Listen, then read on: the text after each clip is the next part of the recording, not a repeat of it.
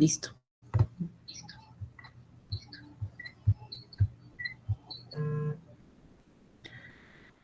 Buenas noches, ¿se me escucha? Doctora, buenas noches. Sí, se le escucha perfectamente y se ve la pantalla. Sí, ya.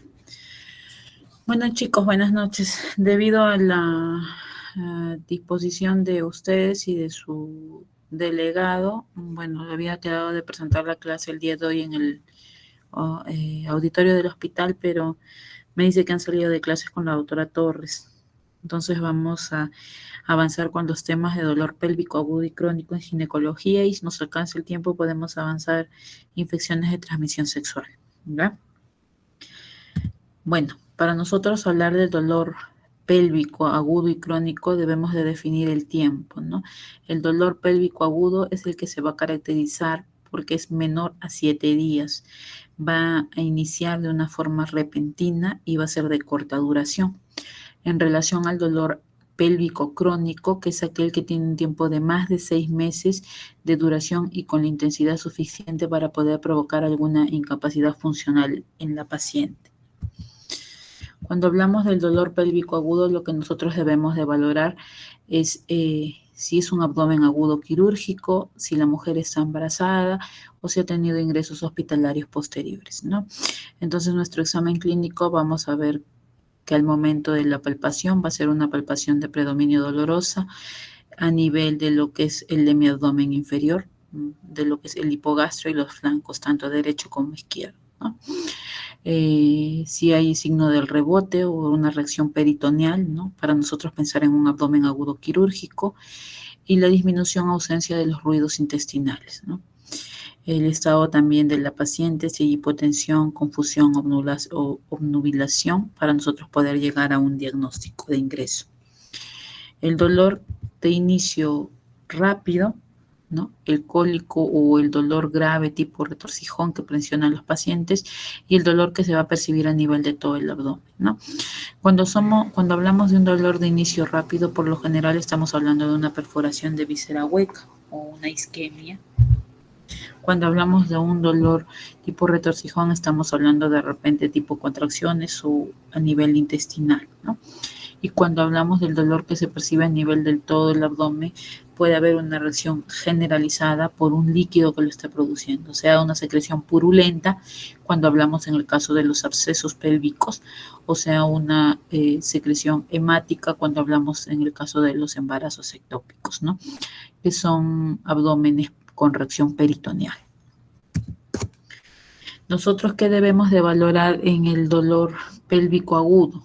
El inicio, la localización, el tipo de dolor, hacia dónde se irradia el dolor o cómo inició el dolor, los antecedentes menstruales, los antecedentes sexuales, las infecciones de transmisión sexual y los anticonceptivos, ¿no? Valorar las pruebas de embarazo, exámenes de grupos sanguíneos, exámenes de coagulación, cultivos de secreciones vaginales, cervicales, ¿no? Ecografías ginecostétricas, ¿no? Que nos puedan dar indicio de llegar al diagnóstico y la valoración del tipo del dolor. Si hablamos de las ecografías pélvicas, pues sobre todo si la mujer tiene una prueba de embarazo positivo, descartar lo que es el embarazo ectópico, ¿no? O si hay una tumoración pélvica, tal vez de diagnóstico incierto. En las radiografías abdominales, si predominan los síntomas digestivos de tipo obstructivo, ¿no? Las tomografías las TAC con contraste abdominopélvicas para valorar tumoraciones retroperitoneales o abscesos del tubo digestivo. Las laparoscopías diagnósticas, sobre todo en los casos de abdomen agudo de causas no determinadas, ¿no? Y así nosotros podamos llegar a determinar la naturaleza de la tumoración y del dolor. Las laparotomías por peritonitis, ileograves y obstrucción intestinal. Como ustedes ven, cuando hablamos del dolor pélvico agudo, no solamente hablamos de la parte ginecológica, sino también estamos hablando de la parte intestinal. Es por eso que a veces se cursan las interconsultas, tanto para la valoración ginecológica como viceversa con los cirujanos generales. De las causas ginecológicas, pues tenemos las complicaciones del embarazo, las infecciones agudas y las alteraciones de los anexos. De las causas gastrointestinales tenemos lo que son la gastroenteritis, apendicitis, la obstrucción intestinal, la enfermedad inflamatoria intestinal, la enfermedad inflamatoria pélvica, las diverticulitis y el síndrome de colon irritable. En vías urinarias, lo que es la cistitis y las litiasis ureterales, ¿no? De causas ginecológicas estamos hablando del embarazo ectópico, del quiste de ovario roto, torsión ovárica, los abscesos tubováricos, las enfermedades pélvicas inflamatorias, miomas uterinos y endometriosis. Si hablamos del embarazo ectópico, que ustedes ya lo conocen, pues es la implantación del blastocito en un lugar distinto a la cavidad uterina, ¿no? Se va a presentar entre las 6 y 7 semanas de amenorrea. La triada va a ser la ausencia de la menstruación o la amenorrea, el sangrado irregular y el dolor agudo, ¿no? Obviamente con una prueba de beta-HCG positiva y una ecografía transvaginal previa, ¿no? La laparoscopía es el tratamiento final si estamos hablando del abdomen agudo quirúrgico, ¿no? Sea una laparoscopía diagnóstica, una laparotomía exploratoria, dependiendo de los hallazgos, si vamos a realizar la salpingectomía o la salpingostomía, ¿no? También el quiste de ovario roto, frecuente sobre todo en mujeres en edad reproductiva, ¿no? Entonces, ¿por qué? Porque predominantemente puede ser que este quiste de ovario roto, el cuerpo lúteo hemorrágico, ¿no? Se produzca a nivel, pues, de la rotura a nivel de un vaso de la zona ovárica y es lo que nos va a producir la hemorragia y nos va a producir el abdomen agudo quirúrgico, ¿no? El inicio de este quiste de ovario roto, su clínica, va a ser un dolor abdominal de forma repentina, ¿no? Que por lo general puede ser derecho o izquierdo, es unilateral y que se va a relacionar posterior a la relación coital, o sea, postcoital, o que pueda ser durante una actividad física intensa, ¿no? Puede estar o no acompañado de lo que es un ligero sangrado vaginal y nuestro diagnóstico final va a ser por ecografía, ¿no? Si nosotros solicitamos a la mujer una prueba, una beta-HCG, nos va a salir definitivamente negativo y lo que vamos a encontrar es el líquido libre en la cavidad abdominal. El manejo, pues cuando estamos hablando de un abdomen agudo quirúrgico, el manejo es tratamiento quirúrgico, ¿no? Y obviamente, pues reparación de esa dicha zona que es la rafía del ovario o en su defecto la oferectomía. El torsión de ovario, como ustedes ven, es casi la quinta causa de una emergencia ginecológica en frecuencia que afecta a las mujeres de todas las edades y el riesgo va a aumentar, sobre todo en las mujeres embarazadas, ¿no? La etiología más frecuente aquí van a ser los pacientes que tienen antecedentes de quiste de ovario, pero estamos hablando de los quistes de ovario que por lo general son más de 5 centímetros. Si nosotros tenemos un quiste de ovario de menos de, estamos hablando de 3 centímetros, 4 centímetros, es muy poco frecuente que estos quistes pues tengan una torsión a ese nivel, ¿no? La clínica aquí también vamos a ver que es un inicio brusco, ¿no? Intenso y constante, que está asociado con náuseas o vómitos y fiebre en algunos casos. El diagnóstico ya va a ser netamente a cuando se realiza la cirugía, una laparotomía exploratoria o una laparoscopía diagnóstica que, como ustedes ven, nosotros encontramos por lo general torcido sobre su propio eje 1, 2 o 3 vueltas o más, pero encontramos que esa zona del ovario está necrosada. Podemos encontrar que solo el ovario está necrosado o también podemos encontrar que la trompa está necrosada. Como ustedes ven en la imagen, estamos viendo un quiste por torsión de ovario, pero de todo el anexo, ¿no? Por eso dice torsión anexial izquierda, porque estamos viendo que todo el anexo, tanto el ovario como la trompa, se encuentran necrosados, ¿no? La enfermedad pélvica inflamatoria también es una causa de abdomen agudo, en el cual nosotros o de dolor pélvico, en realidad agudo, donde nosotros vamos a encontrar una infección aguda del tracto genital superior, ¿no? Lo que útero, trompa u ovario. Es un inicio agudo, el dolor es bilateral que va a aumentar con el movimiento. Si nosotros a la evaluación del tacto vaginal realizamos la valoración, vamos a ver que la paciente va a presentar dolor a la movilización. La mujer va a presentar fiebre, secreción vaginal purulenta, náuseas y vómitos. Puede estar asociado a las dispareunias, las taquicardias, disminución de los ruidos intestinales y una hipersensibilidad a la movilización cervical, que es lo que les mencionaba, ¿no? A nivel ecográfico, lo que nosotros vamos a encontrar pues es líquido libre en la cavidad pélvica. Los criterios mayores, vamos a tener el dolor abdominal bajo y la movilización cervical dolorosa. Los criterios menores, tenemos temperatura mayor a 38, leucocitosis con desviación izquierda, flujos anormales, aumento de la velocidad de sedimentación globular, aumento de PCR y una leucocitosis en el frotis vaginal. Cuando hablamos del absceso tubovárico, estamos hablando de una secuela de lo que es una salpingitis aguda y suelen ser bilaterales, ¿no?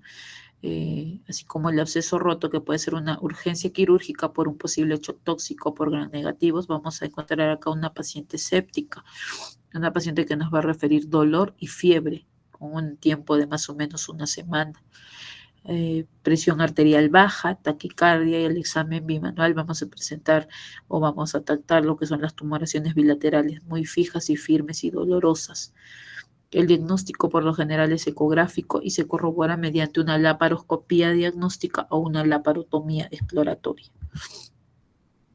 Vamos a tener el absceso no roto y el absceso roto, ¿no? El absceso no roto es aquel que nosotros vamos a colocar tratamiento con antibióticos de amplio espectro endovenoso, y también en algunos casos se puede realizar un drenaje percutáneo o a nivel transvaginal. Y el absceso roto mediante una laparotomía exploratoria con resección de tejido si es necesario, ¿no? Los miomas uterinos pueden provocar síntomas, sobre todo cuando hablamos de miomas que están ubicados a nivel del ligamento ancho, a nivel de la vejiga o el recto, hacia la parte posterior, que por el tamaño puedan estar generando algún tipo de dolor, por el tamaño y la ubicación, ¿no? Es poco común que los miomas generen dolor, pero como les menciono, si el mioma está ubicado a nivel del ligamento ancho, a nivel de vejiga o a nivel de recto, pues por la ubicación pueden haber signos de compresión y puede ser que esté presentando la mujer el dolor. Lo que vamos a ver aquí es que la mujer va a referir un dolor no cíclico y menos continuo, ¿no? Con frecuencias urinarias, dismenorreas, dispareunias o estreñimientos. El diagnóstico de los miomas es ecográfico, ¿no? El tratamiento puede ser con analgésicos y observación. Es muy raro tener que realizar una cirugía de emergencia por ese tipo de diagnóstico de un mioma uterino, digamos, a nivel de ligamento ancho, ¿no? En realidad, por lo general, es ya un hallazgo a nivel intraoperatorio, ¿no? La endometriosis es una causa también de dolor que inicia agudo, pero al final se vuelve una endometriosis del dolor crónico, ¿no? Con el tiempo. Nosotros sabemos que la endometriosis no tiene cura.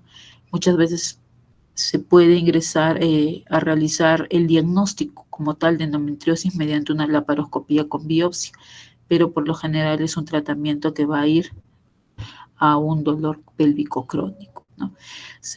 Hoy en día nosotros vemos que casi las 3/4 partes de las pacientes van a presentar un dolor premenstrual o menstrual asociado a dismenorrea, dispareunia, disquesias, sangrados irregulares y alteraciones a nivel de la fecundidad. El dolor va a ser agudo, generalizado y no menstrual. Es muy parecido a una rotura cuando se produce la rotura de un endometrioma, ¿no? Y va a haber signo del rebote o dolor de rebote positivo.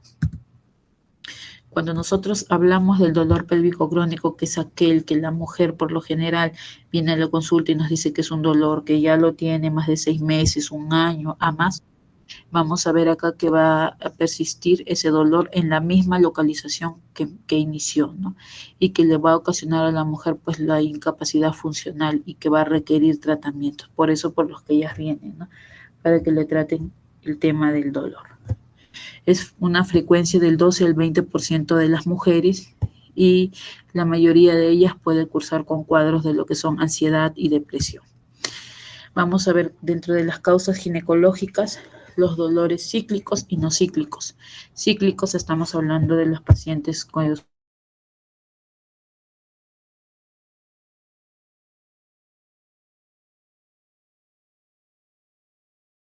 no cíclicas son aquellas que se asocian por una congestión pélvica, por una neoplasia, por una endometriosis, síndromes adherenciales, los ovarios y las trompas inflamadas, ¿no? La salpingitis y el síndrome del remanente ovárico.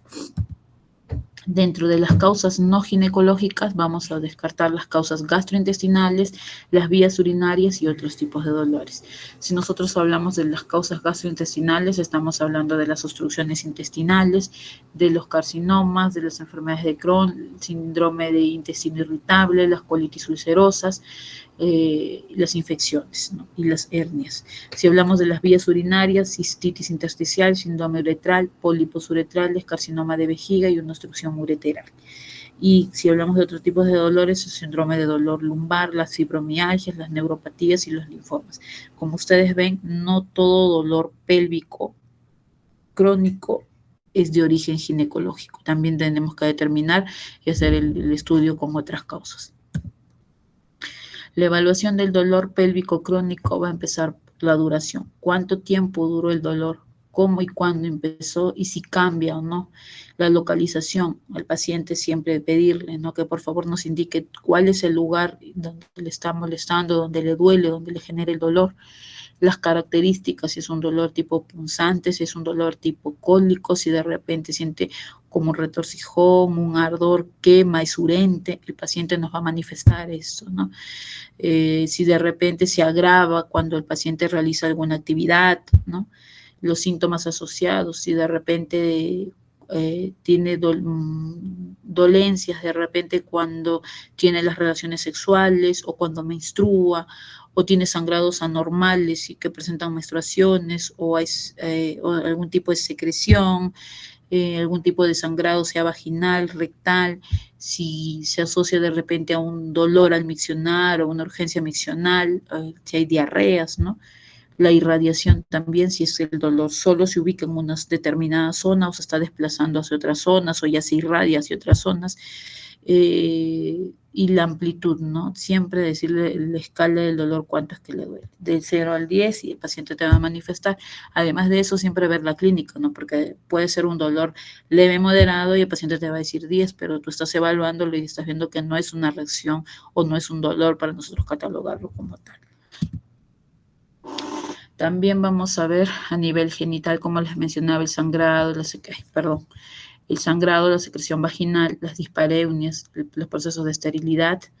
A nivel urológico, las urgencias, sobre todo las miccionales, las incontinencias urinarias, si presentan nicturia, disuria, hematuria. A nivel psicológico, medicamentos, de repente estados de depresión o estrés, que haya ansiedad que haya estado pasando el paciente, los traumas emocionales, traumas físicos o traumas sexuales. Y a nivel musculoesquelético, pues los traumatismos, ¿no? Exacerbación con el ejercicio o cambios de posturas, ¿no? Y a niveles intestinales es estreñimientos, diarreas, flatulencias que se relacionen con los movimientos intestinales y que le puedan estar generando algún dolor, ¿no? Por ejemplo, como nosotros vemos en la imagen, la inspección del abdomen, de los genitales externos, el trato bimanual, la exploración de genitales externos, evaluación de la zona perianal o inguinal, buscando lesiones o zonas sensibles, ¿no? Entonces, por ejemplo, como ustedes ven ahí, vemos una prueba de Carnet, como ustedes ven, se le está evaluando a ese nivel, a nivel umbilical, para ver si se irradia a nivel de otra zona. Cuando hablamos de las pruebas complementarias, son exámenes de ayuda diagnóstica, sobre todo los exámenes, las ecografías pélvicas, ¿no? Sean transvaginales o sean netamente ecografías pélvicas en aquellas mujeres que no han iniciado la vida sexual. Evaluación psicológica en algunos de los casos, cuando nosotros determinamos pues que no es un dolor pues de un origen físico netamente que esté dañando algún órgano, ¿no? Exámenes que nos van a ayudar, exámenes de ayuda diagnóstica, los exámenes de sangre, los exámenes de secreciones vaginales, los exámenes de orina, ¿no? Y finalmente, pues las evaluaciones netamente quirúrgicas por la laparoscopía diagnóstica o laparotomía exploratoria. Dentro de las causas ginecológicas de dolor cíclico, lo que nosotros vamos a ver es el dolor periovulatorio, ¿no? El síndrome, lo que nosotros conocemos como Mittelschmerz, en que se va a presentar en el 20% de las mujeres, y ese dolor se va a producir justo antes, durante o después de la ovulación, y va a ser alternante y puede producir una irritación bilateral. Por eso siempre es importante preguntar la fecha de última regla y el régimen catamenial. Vemos que el dolor es unilateral que puede ser recurrente o tener un dolor similar en los últimos meses, que dura de pocos minutos a unas pocas horas, pero que también se puede ampliar en el tiempo de unas 24 a 48 horas y que se dé con analgésicos. Las dismenorreas, bueno, que ya ha sido un tema anterior de exposición, en el cual nosotros vamos a ver que hay un dolor cíclico, un trastorno ginecológico frecuente que va a afectar al 50% de las mujeres, ¿no? Y tenemos las dismenorreas de origen primario y secundario. Si nosotros hablamos de origen primario, hablamos sobre todo de los dolores menstruales sin trastorno pélvico, que van de 1 a 2 años después de la menarca y que inicia unas horas antes del inicio menstrual, o que puede durar incluso 48 a 72 horas. El dolor va a ser tipo cólico y es a nivel suprapúbico. Va a mejorar con el calor, mejora sobre todo con los inhibidores de la síntesis de prostaglandinas y los ACOs. Y a nivel secundario, que va a aparecer con un trastorno pélvico subyacente y que va a ocurrir con unos ciclos anovulatorios, ¿no? Suele comenzar 2 semanas antes de la menstruación y persiste unos cuantos días después. Dentro de las causas más frecuentes están las endometriosis, las adenomiosis y los dispositivos intrauterinos. Aquí vamos a usar el uso de los anticonceptivos orales, los AINES, los progestágenos y en algunos casos la histerectomía o puede ser el tratamiento definitivo, ¿no? Cuando hablamos de adenomiosis, igual, ¿no? El tejido endometrial disperso a nivel del miometrio, la existencia de áreas de las glándulas y estromas endometriales en el espesor del miometrio, ¿no? Se va a dar frecuentemente en mujeres mayor de 30 años que no han tenido hijos. Las adenomiosis, por lo general, la mujer va a presentar metorragia disfuncional, dismenorrea, sensación de presión pélvica. Vamos a ver a nivel ecográfico, ¿no? Lo que vamos a encontrar es un parénquima heterogéneo a nivel del miometrio que va a estar difuso, localizado, un engrosamiento de la zona con una unión o un espesor mayor a 12 milímetros, como vemos en la imagen, y pues lo que vamos a ver es la presencia de los quistes, como ustedes ven, intramiometriales.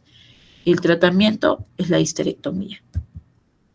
Dentro de las causas ginecológicas de dolor no cíclico, pues el síndrome adherencial, el antecedente de cirugías previas, nosotros vamos a verlo a nivel pues de una laparoscopía diagnóstica y vamos a encontrar pues como unas cuerdas de guitarra a ese nivel, sobre todo a nivel pélvico, si tiene algún tipo de antecedente y bueno, en ese momento lo que se procede es a una liberación de las adherencias, ¿no?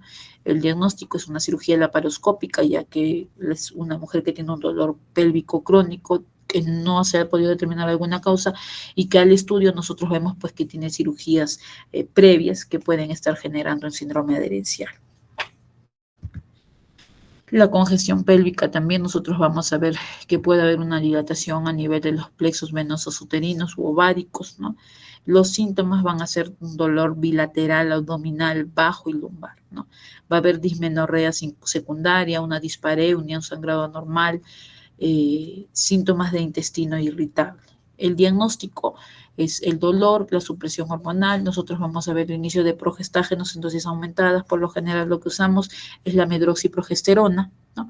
Los análogos de la GnRH, embolización de las venas ováricas y histerectomía con salpingoferectomía, es decir, retirar todo el aparato reproductor de la mujer. El síndrome del remanente ovárico es una incidencia baja del 0.9 al 3.38% y sobre todo se da en mujeres que se han sometido a salpingoferectomía bilateral. Suelen aparecer entre los 2 a 5 años posterior a la intervención. Va a ser un dolor pélvico lateralizado de causa cíclica, agudo, punzante, que no se irradia y bueno, pues nosotros vamos a ver que sobre todo el tratamiento va a consistir aquí en la exéresis de los restos o las terapéuticas hormonales como son los progestágenos y las píldoras anticonceptivas. Eso es en cuanto a lo que hablamos de dolor pélvico agudo y crónico en ginecología. Como yo les he mencionado, es importante para nosotros hacer la valoración, como ustedes ven con otras especialidades. No todo dolor pélvico, no todo dolor abdominal, ¿no? Es de origen ginecológico. También vemos que existe la parte de urología en el cuadro de las infecciones urinarias, de la cistitis, de los cálculos renales, las litiasis renales, que pueden generar ese tipo de dolores bajos. También vemos que están asociados a lo que son patologías netamente quirúrgicas, una apendicitis aguda u otros tipos de obstrucciones intestinales, cuadros de diverticulitis que puedan pues llevarnos, ¿no?, a hacer un diagnóstico diferencial con otras especialidades. ¿Hasta aquí alguna duda, chicos?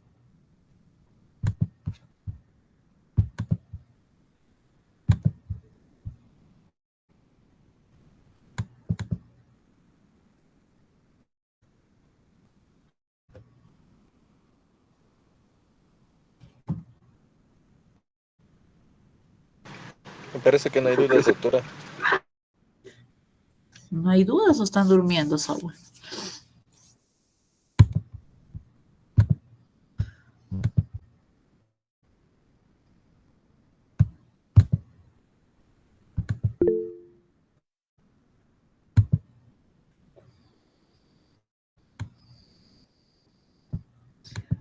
Ay, Dios.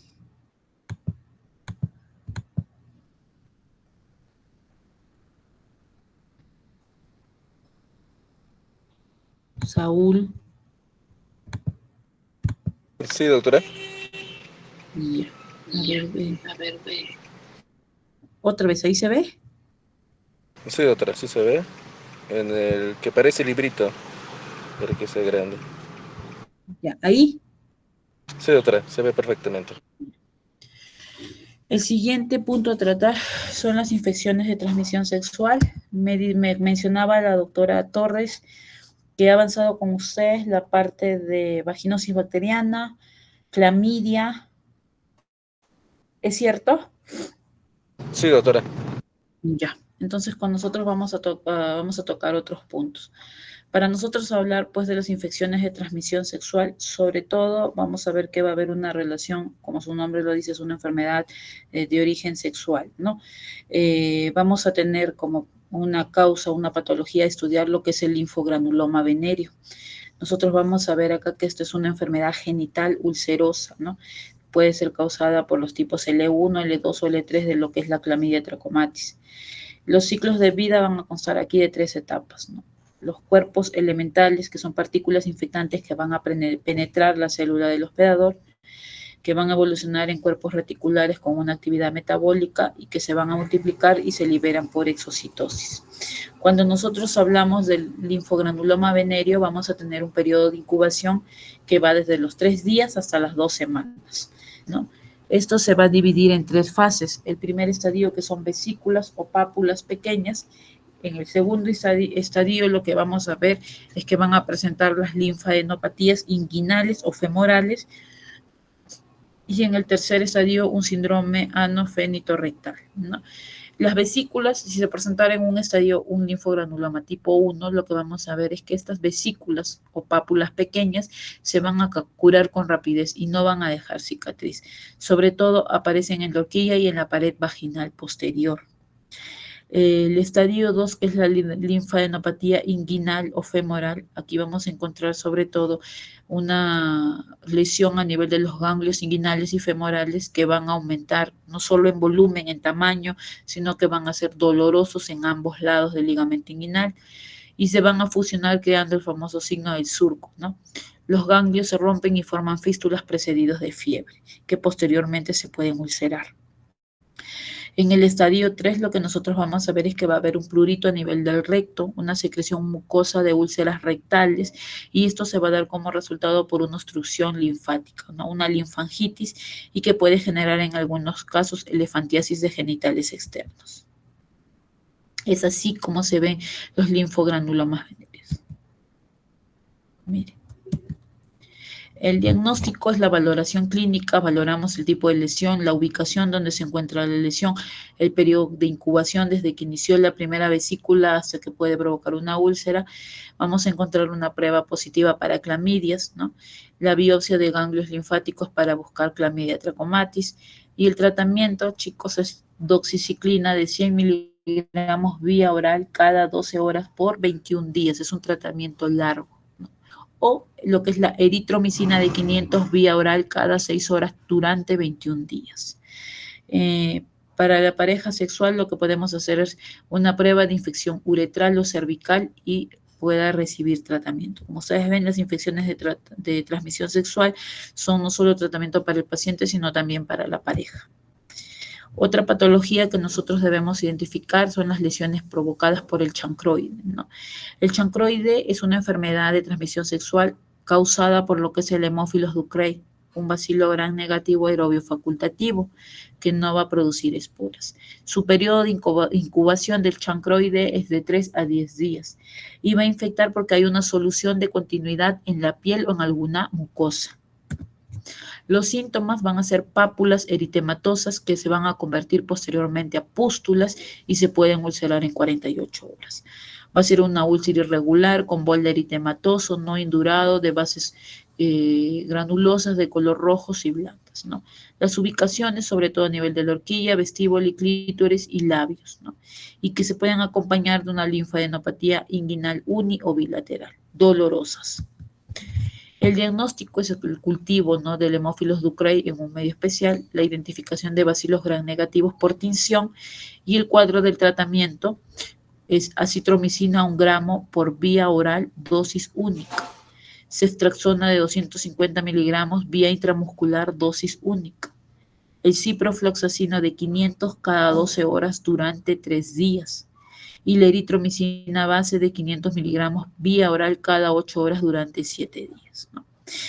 Podemos dar acitro, ceftriaxona, ciprofloxacino o eritromicina. Obviamente tenemos opciones terapéuticas de acuerdo a una reacción alérgica medicamentosa del paciente. La Neisseria gonorrea es una bacteria gram negativa oxidasa positiva, ¿no? Los humanos van a ser los únicos hospederos naturales del gonococo, el cual se va a transmitir por la vía sexual. Factores de riesgo: mujeres o personas, tanto mujeres como varones menores de 25 años, ¿no?, con antecedentes de infección gonocócica, parejas sexuales nuevas o múltiples, por eso tiene que ver mucho la promiscuidad, ¿no?, que no usen ningún método de protección. Los síntomas, como ustedes ven, van de una cervicitis, una vaginitis y la secreción vaginal indolora, blanca o amarillenta. El diagnóstico nosotros vamos a tener que se va a realizar mediante el cultivo de la secreción, ¿no?, para asegurarnos encontrar la presencia del patógeno, ¿no?, en un medio de Taller marking. El tratamiento, ¿no?, va a ser a nivel de lo que es ceftriaxona, 250 miligramos vía intramuscular o endovenosa, más acitromicina de 1 gramo en dosis única. O podemos tener como alternativa la doxiciclina de 100 miligramos cada 12 horas durante 7 días. Tratamiento que va, pues, para las personas que tienen algún tipo de contacto. No se recomienda, como dice acá, confirmar la curación de forma sistemática en pacientes con gonorrea no complicada que hayan recibido tratamiento con estos regímenes, o en personas con síntomas persistentes de infección gonocócica, que haya una recurrencia del cuadro clínico. En el caso cuando hablamos de la Chlamydia trachomatis, vamos a ver que este microorganismo es la segunda causa más frecuente de enfermedades de transmisión sexual en mujeres menores de 25 años. Factores de riesgo: múltiples parejas sexuales, niñas o adolescentes, mujeres jóvenes que inician la vida sexualmente activa. La clamidia se puede adquirir en conjunto con la gonorrea y o la sífilis, por lo que si la pareja presentara alguna de estas enfermedades, debe de descartar siempre la presencia de clamidia. Los síntomas, como ustedes ven, son flujos vaginales mucopurulentos, uretritis, disuria, ¿no? El diagnóstico se realiza mediante las pruebas de secreciones obtenidas en las secreciones tanto del pene o del cuello uterino de la mujer.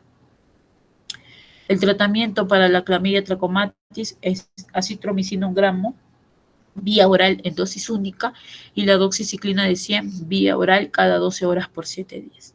Teniendo esquemas alternativos como son la eritromicina de 500 vía oral cada 6 horas por 7 días, ¿no?, el leticilsuccinato de eritromicina de 800 cada 6 horas durante 7 días o floxacino de 300 cada 12 horas durante 7 días.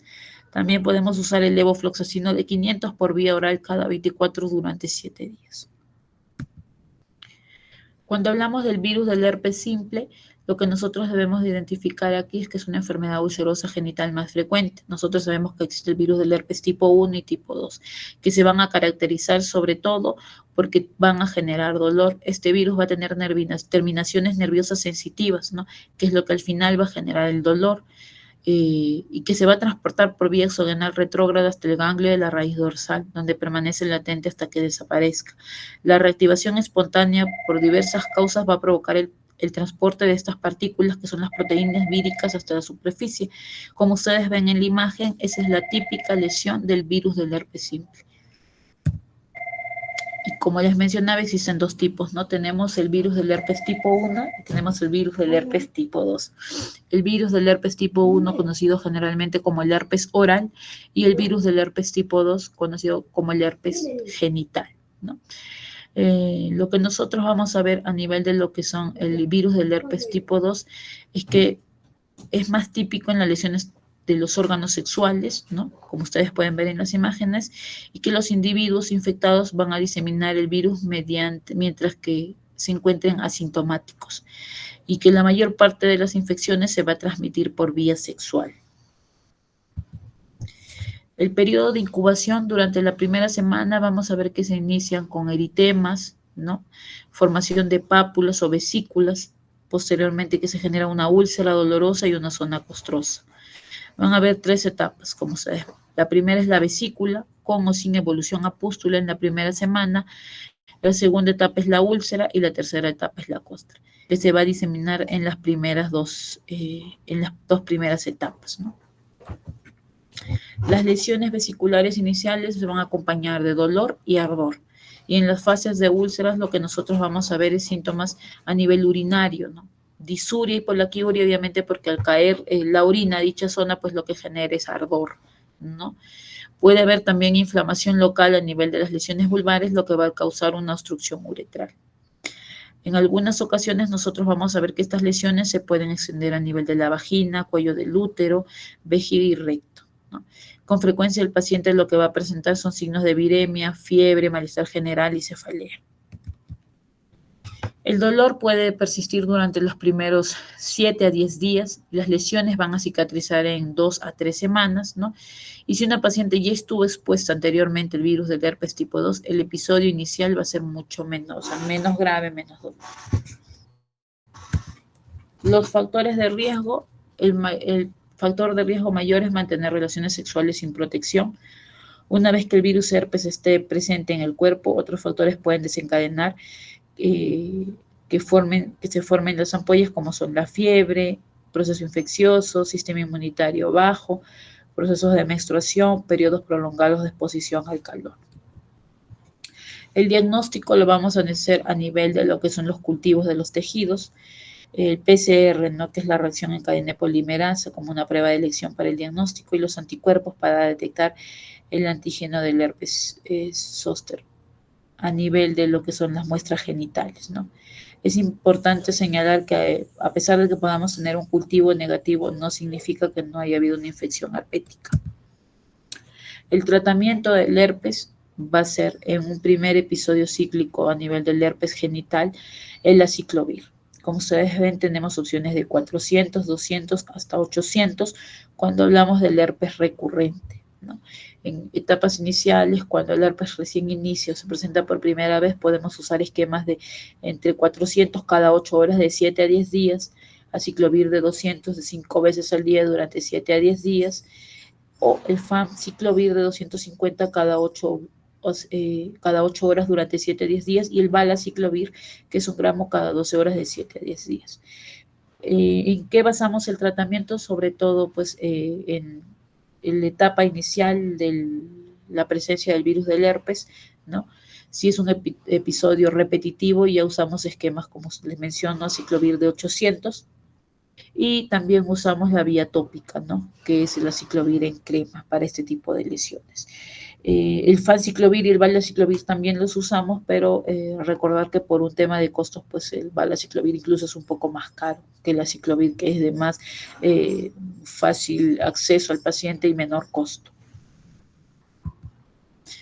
Cuando hablamos de la tricomoniasis, también vamos a ver que va a ser el responsable más o menos del 30% de las infecciones de transmisión sexual no virales, con mayor frecuencia en mujeres entre los 16 a los 35 años, ¿no? Va a cursar asintomática y el microorganismo va a ser el protozoo Trichomoniasis vaginalis, que va a generar la transmisión por vía sexual, ¿no? Esto pues viene siendo estudiado hace muchos años, como nosotros vemos, y anteriormente lo que nosotros usábamos era el tratamiento con azomicina y metronidazol, ¿no? Nosotros vamos a ver que el Trichomona vaginalis va a estar presente tanto en vagina, Trichomona tenax en cavidad bucal y Trichomona hominis a nivel del sistema digestivo. No se han reportado muertes a nivel de esto, ¿no? Las infecciones de transmisión sexual, sobre todo no viral, más extendida en el mundo, es un predominio en mujeres en edad fértil. Se genera sobre todo entre los 16 a los 35 años, del 10 al 30% de mujeres infectadas, ¿no? Como ven, su epidemiología pues, se puede estudiar desde el 2008, 2010, 2015, 2020, a la actualidad, y siguen presentándose casos de este tipo, ¿no? Dentro de la fisiopatología, lo que nosotros vamos a ver es que sobre todo va a crecer en un pH alcalino para que se pueda producir la infección en actos sexuales con fluidos que pueden aumentar el pH. Si el semen es alcalino, va a favorecer la transmisión del microorganismo. Como factor protector tenemos los lactobacilos acidófilos. El hombre con tricomoniasis puede ser asintomático, ¿no? Y lo que vamos a ver es que va a haber una unión entre el parásito y la célula epitelial, lo que va a provocar pues que la proteína se adhiera y active sí su respuesta inmune. El hábitat va a tener un periodo de incubación de 4 a 28 días, donde nosotros vamos a ver que va a haber un transporte del parásito entre las mucosas en el acto sexual, a través de lo que son las secreciones vaginales, el líquido preseminal y el semen, ¿no? La localización a nivel de la glándula de Bartolino, parauretral, secreciones de cervix y vagina, ¿no? Va a haber una localización que va a predominar a nivel del surco balano prepucial, las glándulas prepuciales, la uretra prostática y las vesículas seminales. El ser humano va a ser el único hospedero, ¿no?, de lo que es la tricomona vaginalis, una infección de transmisión sexual, y también es posible mediante el uso de fomites y de ropa interior. El parásito puede sobrevivir en la orina durante 3 horas y en el semen durante 6 horas. Se han encontrado parásitos vivos, incluso con una capacidad de infectar inodoros, piscinas, zonas húmedas tras 24 horas a 35 grados, ¿no? En lo que son ambientes secos, calurosos y en luz solar directa, el parásito puede morir aproximadamente en los 30 minutos. Es por eso que cuando tenemos casos de tricomoniasis, como ustedes ven, nosotros siempre hay que ver que no puede haber sido un contacto por una infección de transmisión sexual, puede haber sido un contacto de una mujer que frecuente piscinas, saunas, lugares donde pues podamos encontrar el parásito. La sintomatología, vamos a ver acá que va a haber una leucorrea, como ustedes ven en la imagen, abundante, espumosa, fétida, con un color amarillento verdoso, ¿no? Y que va a generar dispareunia y disuria, ¿no? El espéculo, a nivel de la especuloscopía, vamos a ver un cuello, el típico cuello en fresa, ¿no? Un cervix totalmente eritematoso, con un eritema de vagina y de cervix. Imagen típica para nosotros. Las complicaciones podemos encontrar desde una vaginitis, una cervicitis, una uretritis, una endometritis, una piosalpingitis, una enitis inguinal, las enfermedades pélvicas inflamatorias, causas de infertilidad tubárica y ruptura prematura de membranas en las mujeres gestantes. Los métodos diagnósticos son las muestras para estudio, los frotis vaginales, los exámenes de secreción vaginal, los cultivos, el PCR y los estudios ya de inmunoglobulina. El tratamiento aquí, sobre todo vamos a tener el tratamiento con los netroimidazoles, el metronidazol, el tinidazol, el secnidazol, que son sobre todo comerciales. El régimen farmacológico que nosotros usamos, pues dosis de metronidazol 2 miligramos vía oral STAT, que son 4 tabletas juntas, o metronidazol de 500 vía oral cada 12 horas por 7 días. El mecanismo de acción aquí va a ser que hay una eliminación del potencial reductor de microorganismos anaerobios con un daño celular por unión de los metabolitos a proteínas y ácidos nucleicos. Los efectos adversos son que puede haber cefalea, náuseas, que es lo que por lo general algunos pacientes presentan, sequedad en boca o un sabor metálico por la ingesta de dicho medicamento. Ocasionalmente algunas pueden presentar vómitos, diarrea, dolor abdominal, más raramente lo que es el mareo y el vértigo, y muy raro convulsiones, ataxios, encefalopatías, ¿no? Sistemas de coordinación. Siempre hay que sospechar también de lo que puede ser la presencia del virus del VIH, el virus del papiloma humano y los micoplasmas hominis, ¿no? Aunque la tricomoniasis es una infección de transmisión sexual de alta morbilidad, el reporte de tricomoniasis no es obligatorio, por lo que no se va a tener un registro, como ustedes ven, epidemiológico objetivo para nosotros, ¿no? Por ello, lo que conviene es incluir entre las ITS de reporte obligatorio.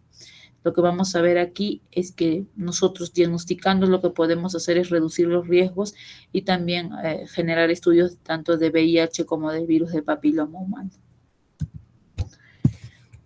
Otra causa de infección de transmisión sexual es la sífilis, ¿no? La sífilis va a ser causada ¿por qué?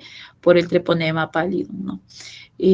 Lo que nosotros vamos a ver acá es que la epidemiología va a aumentar en 12 millones el número de casos, se calcula aparentemente, y se dice que de todos estos unos 140.000 casos fueron notificados en Europa. Como ustedes saben, esta parte de los países y los continentes, sobre todo los europeos, hay bastante promiscuidad, entonces hay bastante reporte de lo que son las infecciones de transmisión sexual. El agente patógeno va a ser el treponema pallidum, que es una espiroqueta cosmopolita, difícil de ver a nivel microscópico, ¿no? Y se tiene que usar tinciones especiales. Lo que nosotros vamos a ver aquí que la sífilis se va a caracterizar de una sífilis primaria, de una sífilis secundaria, ¿no? En las cuales nosotros van a ver que van a haber recidivas hasta el 5.º día, la sífilis terciaria, que es la mucocutánea, las neurológicas o las cardiovasculares, las sífilis recientes, que pueden ser primaria, secundaria o latente, la sífilis tardía, que puede ser terciaria o latente, y la neurosífilis, ¿no? Para nosotros clasificar lo que es la sífilis primaria, nosotros vamos a ver que su aparición se caracteriza por aparición del chancro en el sitio de la inoculación, acompañado de una adenopatía. Por lo general, su localización va a ser genital. Va a aparecer entre los 10 a 90 días, incluso después del contagio, ¿no? Y se va a tratar como una zona ulcerada de 50 a 10 milímetros, una lesión única, limpia, indolora, que va a estar indurada a la palpación. En los varones lo que vamos a encontrar son surcos balanoprepuciales a nivel de lo que es el frenillo del prepucio, el mato uretral y el glande. Y en las mujeres, sobre todo, vamos a ver que se localizan en labios mayores, menores, clítoris y comisuras posteriores, ¿no? Dentro de la sífilis secundaria, lo que nosotros vamos a ver es que va a haber la fase de diseminación séptica que va a aparecer a las 6 semanas posterior al contagio, ¿no? Vamos a tener acá lo que es la rociola, la primera floración, que va a marcar el inicio de la fase secundaria de la infección y que aparece entre la 7ª y 10ª semana, por lo que se asocia al chancro y puede durar 1 a 2 meses, ¿no? Se asocia también a aparición de zonas maculoeritematosas entre 5 a 10 milímetros de diámetro. Y en la sífilis, en la segunda floración, lo que vamos a ver es que a partir del 2º o 4º mes pueden haber o coexistir con la rociola, ¿no? Van a ser zonas papulares de color rojo cobrizo, no pruriginosa, indolora, ¿no? En una forma simétrica en el tronco, miembros y en la cara, ¿no? El collar de Billet, que son las pápulas cubiertas de descamación. Como ustedes pueden ver acá, son las típicas lesiones a nivel de lo que es el área genital. Estos signos también nos pueden dar inicios de diseminación de la infección y se pueden acompañar de poliadenopatías y bueno, ya un cuadro clínico más general que son cefaleas, poliartralgias, dolores óseos y alteraciones del estado general, ¿no? Todos obviamente producidos por el tema de la lesión y estas lesiones estar sobre todo ubicadas a nivel pues del área genital, los que provocan pues son molestias al momento pues de la deambulación del paciente, ¿no? Obviamente estos pacientes van a caminar, el uso pues de la ropa interior a ese mismo nivel les va a producir ciertas molestias, ¿no? Lo que nosotros vamos a ver en la sífilis latente sobre todo es que es una fase posterior a la fase secundaria de la infección y que va a generar una fase asintomática de larga duración. Dicen que hay una seroconversión o un aumento de 4 veces los títulos de la BDRL, antecedentes de sífilis secundarias o primarias no tratadas, o contactos con personas con sífilis no tratadas confirmadas. En la sífilis terciaria o la sífilis benigna, lo que nosotros vamos a ver son las lesiones cutáneo-mucosas de la sífilis que van a afectar al 16% de los hombres y al 14% de las mujeres. En promedio, entre 11 a 12 años de evolución, con extremos de 1 a los 46 años, ¿no? Y lo que nosotros vamos a ver acá también van a ser lesiones tipo goma, ¿no? El goma mucoso, el goma cutáneo y el goma genital. El goma mucoso que se va a localizar a nivel de lo que es la boca, faringe y laringe, que van a generar lesiones linguales, también fisuras y leucoplaquias, ¿no? Y el goma cutáneo, que son nódulos hipodérmicos de color rojizo, cobrizo, que van de 2 a 10 milímetros y que evolucionan a una úlcera con material gaseoso, ¿no? Y el goma genital, que pueden provocar una úlcera llamado el chancro redux. Y en la neurosífilis, lo que nosotros vamos a hacer, o lo que nos va a hacer aquí la diferencia sobre todo, es pues el estudio del líquido cefalorraquídeo, ¿no? Que podría llevar a una neurosífilis asintomática. Dentro de los neurosífilis sintomáticas, lo que nosotros vamos a ver es que eso se puede dividir en varios síndromes de forma clásica, que van desde una meningitis, una sífilis vascular cerebral y una neurosífilis parenquimatosa. La meningitis aquí aguda va a coexistir en la fase secundaria de la sífilis y que se va a asociar a signos meningios, cefaleas, náuseas, vómitos, rigidez nucal. Los pares craneales afectados son el 7, el 8, el 2, el 3 y el 6, ¿no? Y son frecuentes las meningoencefalitis y las convulsiones. La sífilis cerebrovascular, que se puede producir de 1 a 5 después de una sífilis primaria, y nosotros vamos a ver pues que acá van a haber pacientes o personas que hayan tenido accidentes cerebrovasculares, hemiplegias, convulsiones, alteraciones de los reflejos y lesiones medulares como meningomielitis sifilítica, ¿no? Que es lo que va a producir una paraplegia espástica progresiva, y la sífilis vascular espinal, que es una paraplegia repentina. La parálisis general, que suele producirse de 10 a 15 años posterior a una sífilis primaria, y trastornos de las funciones superiores, falta de concentración, trastornos de memoria, insomnio, irritabilidad y alteraciones de las capacidades intelectuales cognitivas, ¿no? Sobre todo, por eso es que les digo, es importante los antecedentes siempre en toda historia clínica ginecológica. En la sífilis congénita, lo que nosotros vamos a ver pues es la sífilis congénita precoz, tardía y los estigmas o lesiones seculares, ¿no? Esto es desde el nacimiento hasta los 2 años de vida en el 80% de los que son diagnosticados en el primer año de vida, ¿no? Y lo que vamos a ver son lesiones cutáneo-mucosas, la rociola, las sífilis papulosas, pláculas mucosas, vamos a encontrar ampollas subcorneales, plantopalmares, rinitis costrosa, ¿no? Y a nivel óseo, lo que nosotros podemos es encontrar, ¿no?, una osteocondritis de huesos largos, un engrosamiento y esclerosis de la línea epifisiaria, una hipodensidad en zonas subyacentes, una periostitis en clavícula y huesos craneales, ¿no? Y las lesiones meningias, que son frecuentes y raras, a la vez sintomáticas, donde nosotros vamos a ver lesiones renales, pulmonares, oculares y genitales, que son menos comunes, ¿no?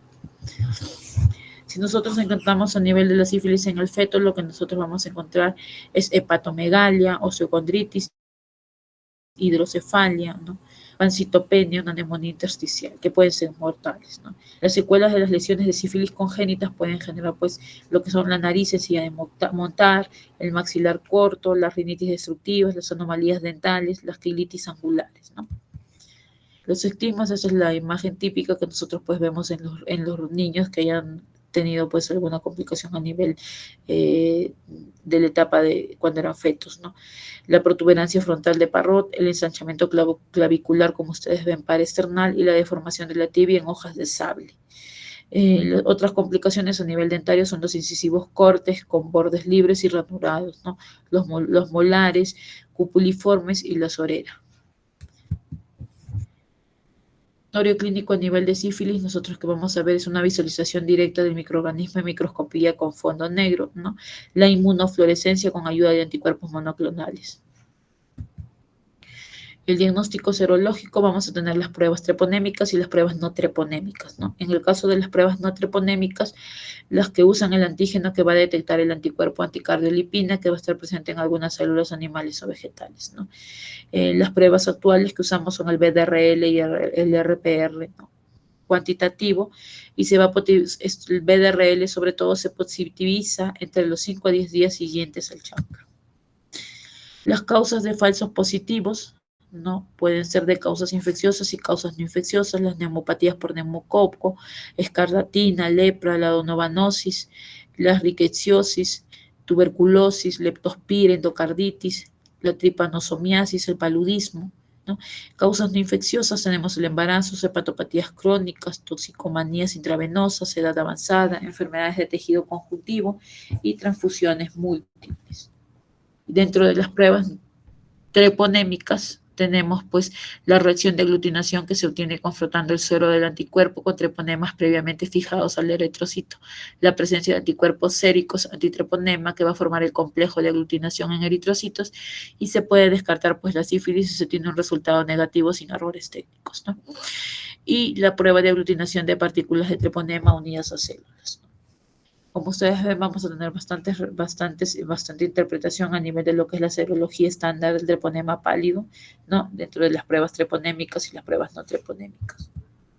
El tratamiento que nosotros vamos a recibir, pues, es la penicilina benzatínica, que va a ser el tratamiento de elección. La dosis intramuscular, que es única, de 2.400.000 unidades internacionales, que se recomienda aplicar en 3 dosis en casos de sífilis latentes o tardía, ¿no? Y en las neurosífilis son de 2.400.000 y 4 millones de penicilina G cada 4 horas por 14 días. Cuando nosotros hablamos de la sífilis precoz, estamos hablando de la sífilis primaria y secundaria, la sífilis latente de menos de 1 año de evolución, ¿no? Y de 2 años para la OMS.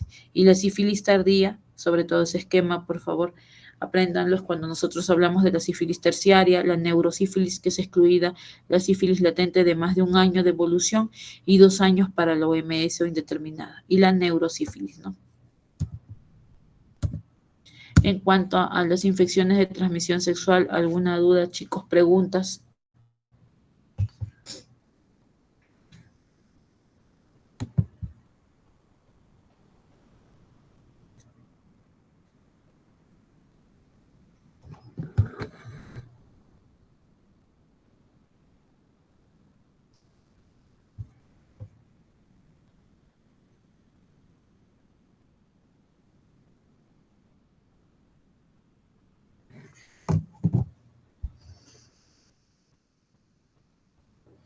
Saúl.